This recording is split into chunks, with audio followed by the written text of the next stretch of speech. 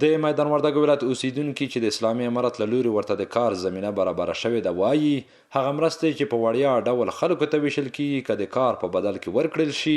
له یوې خوا به یې سیمه ورغېږي او له بل لوري به یې اقتصادي حالت ورسره ښه شي. ملت هم په کار سره له بیکارۍ نه به هم لاس په سر وي. مثال د خبرې په خپل پولو پټو کې کار کوي نو دا ډېر نیک کار ده.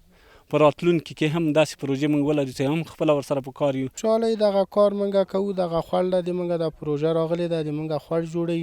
او دغه موږ ته ګټه ده وروره د بیکاره خلک مثلا دلته په کار کیږي وروره هر څه دغه ډول کارونه ښه دي ولې ځکه چې وطن مو راته آباده کیږي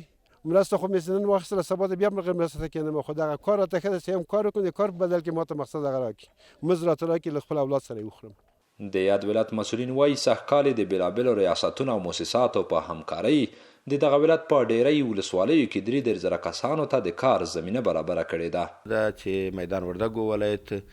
یقینا اقتصادي مشکلات هم لري او ډېرې ستونزې د لارو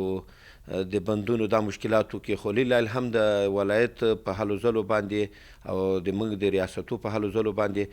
موږ وکولی سو چې 3,000 کسانو ته د کار زمینه برابره کړو. نو اوس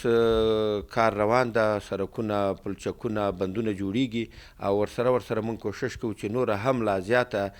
زمینه د کار برابره کړو. د ویلو د چونې وړاندې د دغه ولایت په نرخ ولسوالۍ کې هم د پیښو پر وړاندې چمتووالي ریاست په همکارۍ